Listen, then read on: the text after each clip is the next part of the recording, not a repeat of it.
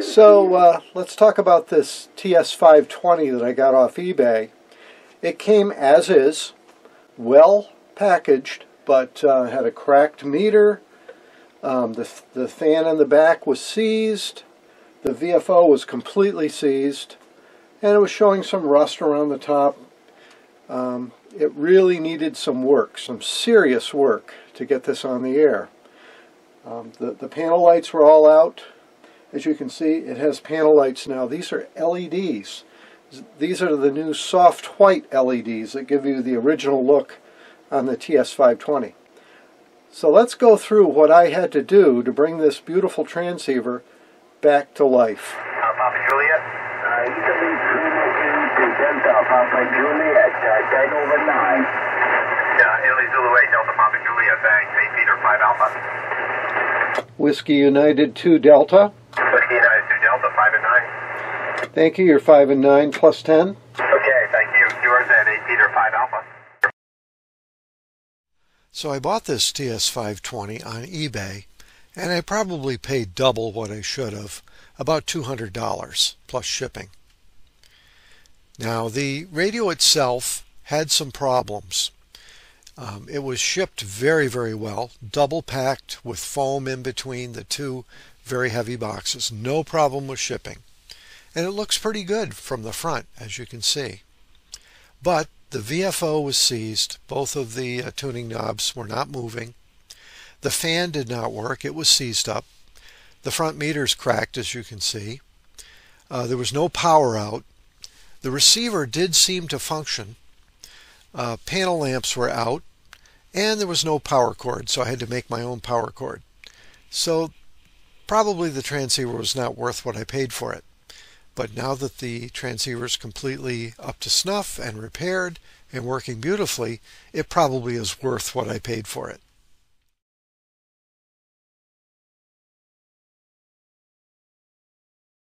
So I am not going to pay $85 for an AC power cord for my Kenwood transceiver. In the spirit of ham radio cheapness, you can make your own cord. Now, if you go on eBay or you go someplace, to get this Jones connector, they've jacked up the price on that too.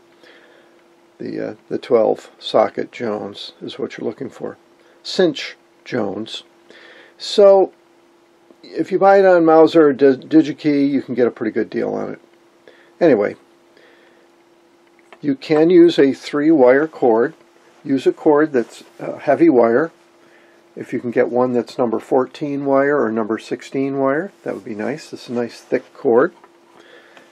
This gives you an opportunity to use a longer cord, if that's your thing. Notice that I have a ferrite bead on there just to cause questions and dress it out a little bit. But there's nothing wrong with putting a bead on there to keep the RF off the cord. So that's my homemade cord. Let's go through how to build this thing.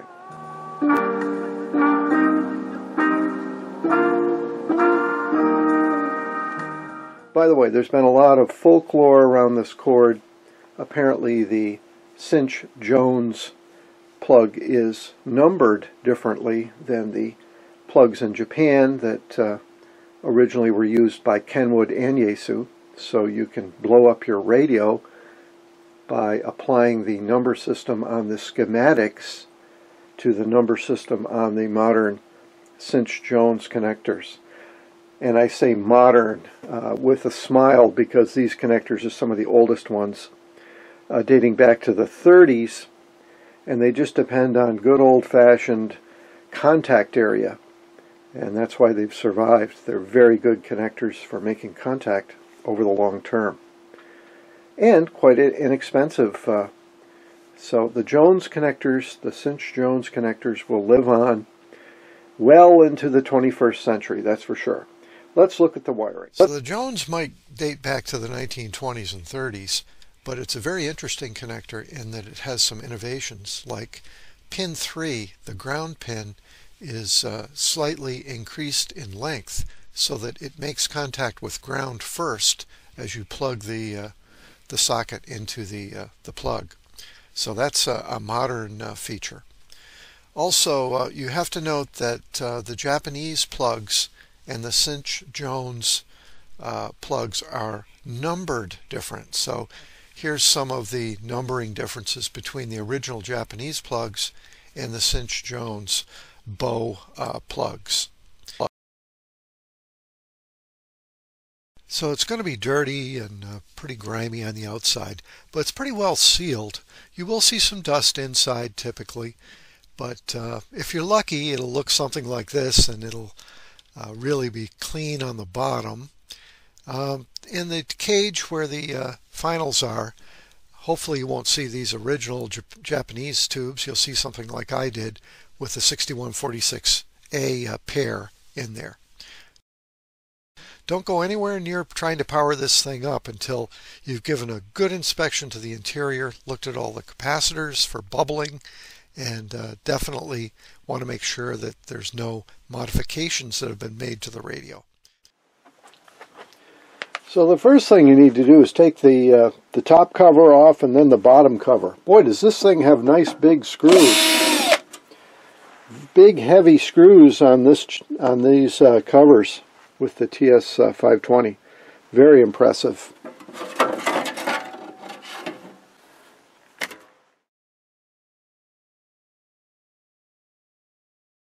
They're all going to have contact problems. It's just absolutely normal. So I found that the Deoxit D5 works okay with this radio. It doesn't seem to break down any of the phenolic on the wafer switches.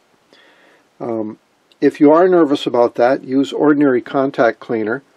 And again, as you spray each set of contacts, work the switches back and forth. Keep working them as you go.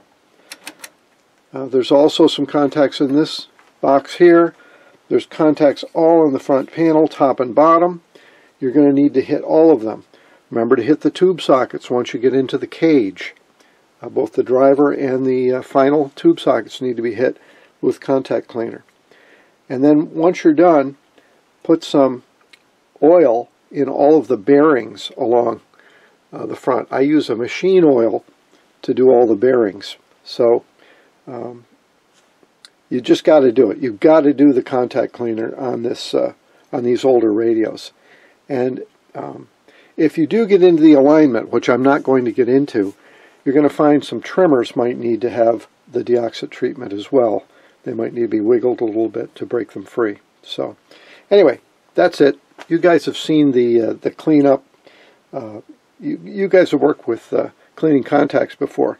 Probably 90% of the problem with these radios is related to contacts and the electrolytic capacitors becoming non-functional. So what I found inside were two finals. One of them was the 6146A, and the other was this tube called an 8298. So I looked that up, and the 8298 is a kind of a mobile, ruggedized version made by RCA and used by Motorola in some of their commercial mobile rigs. Just a heavier duty 6146A. So that got me thinking. I looked through my tubes and I found a pair of these, and I found a matched pair, at least matched good enough on my primitive tube tester. Put them in, and they work fine. So anyway, I was able to use a couple of surplus tubes in the final. The driver tube, the 12BY7, was fine. It didn't need to be changed. It's really interesting that the Trio Kenwood 520 uses a chain gang system for the driver, and the FT101, the Yaesu, uses a slug rack system similar to the R390A, both doing essentially the same thing. So I couldn't figure out why the fan was not running. The bearings were so gunked up that the thing would hardly move even when trying to turn it with my fingers. So using the good old heat gun, I was able to get some WD-40 to soak into those stuck bearings, and then I used a little bit of this machine oil, and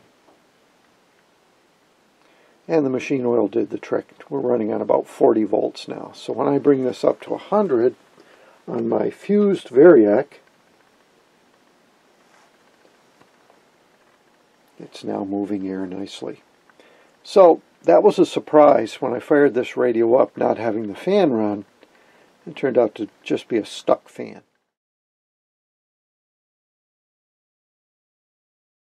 Glad I got to talk to you. Oh, that's very kind. Thank you. Yeah, I don't know what's with our cat. I went upstairs and I forgot to feed him. So maybe my wife fed him. I don't know. So we'll see you later. And Ted, are you still in there? Oh, yeah. Cat stories. I love it. See you, Ted. And take care of their Marshall W1UX will be clear. So I'm removing the knobs from the TS-520 so that I can bring the panel forward. The VFO is completely seized, nothing moving at all, and the VFO's got to come out and be cleaned up and relubricated. So the front panel has to come off. The first thing I did was I hit all of the screw heads, which were showing signs of rust, with WD-40, and I just let it sit for a few days. And all of the knobs are coming off quite easily after that treatment. You know, it's just a matter of turning, and they come right off. So do try the WD-40 or some other type of oil that can get into the screw heads. So again, I'm not having any trouble at all after the WD-40 treatment. There's one nut we have to remove here. Okay, loosen up the front panel, so take that one nut off. And I think that's everything on the front. Now we'll turn it over and work on the top. Okay, so we've got some front panel screws to remove. Get those done. Okay, the front panel is loose. Remember, this little piece here is going to pop out. Don't scratch that. Okay, so that front panel came out. No, it's all metal. Look at that. That is a complete metal piece. So the controls don't look too bad, but you know, some of them have some dried up grease.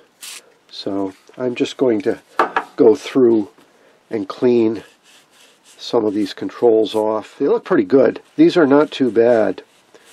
This thing has not seen a bad environment, and I don't have a lot of problem with these controls. So just a light cleaning on the controls, and then I'll put a drop of oil on each of the front panel bearings. It's also a good time to hit these switches with some deoxit from the front and toggle them back and forth. See now that this meter took a big hit. The meter itself, the movement itself is okay, but the plastic is broken. So we're going to have some repair work to do on the meter. Okay, next we have to remove the VFO screws. There's 2 on the top, 2 on the bottom.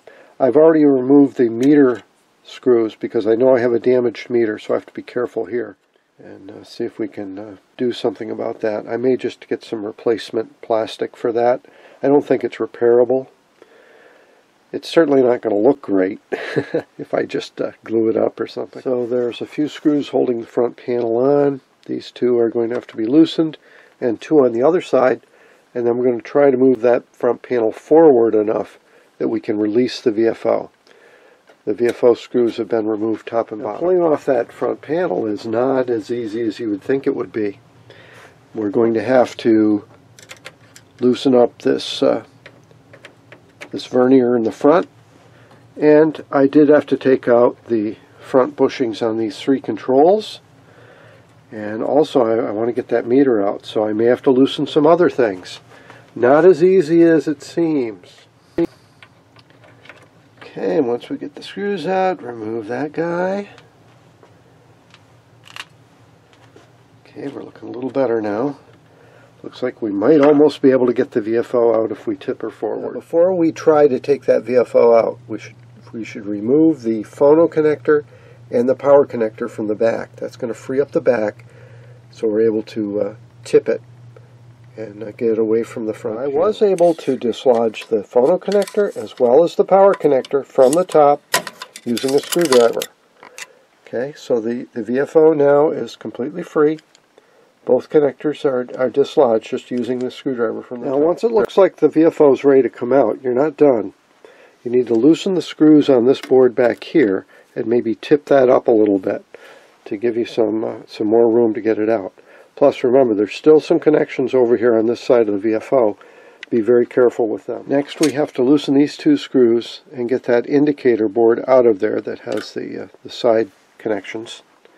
That's going to allow the VFO to come loose. Okay, it's not easy. You've got to really get that front panel loose. Okay, we've got some wires here that have to be released. In order to get it released, we're going to have to remove this front screw. See how that's holding the board in?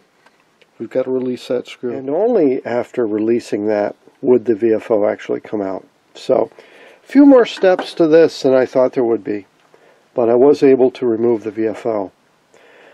This is also a good thing because this is going to allow us to have access to the high voltage capacitors while we're in there. But yeah, taking this VFO assembly out, you got to follow the steps, and you've got to move this front panel quite a ways forward to do it. But certainly more work than I thought it would be. And it's best to take your time, but it's got to be done. The transceiver was totally useless with the VFO seized up, so we have to do this on many of these radios. So the VFO is now out. Everything is off here, and this is all going to have to be cleaned, but let's get it out of its case. So, and of course, this back nut looks like it's a 7mm. Working with metric hardware here. This is Japanese construction. I initially tried to do it with my 1/4-inch nut driver, and of course it didn't work.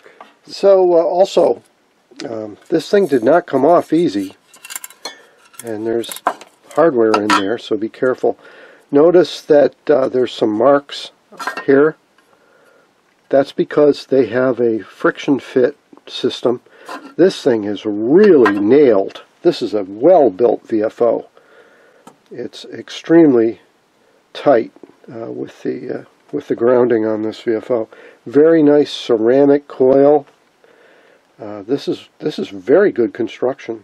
Now, right or wrong, I managed to clean the bearings by keeping pressure on the front of the knob and digging in there and getting everything out of that. And now I'm just going to re-grease that. So it took some solvent, it took a little WD-40, but I got them clean without having to take the whole thing apart. And that's going to be good enough. I've cleaned things up. Let's get that back together with some grease. I packed the bearings with Super Lube synthetic grease. I'll be using that on the split tooth gears as well on the front. And then, when I'm done with the lubrication, I'm going to use the deoxit on the critical contacts, both on the set trimmer and on the main tuning variable capacitor. So remember, when you're putting the VFO back in, that the drawn can has 3 washers that space it out from the back of the VFO before you put that 7mm nut back on.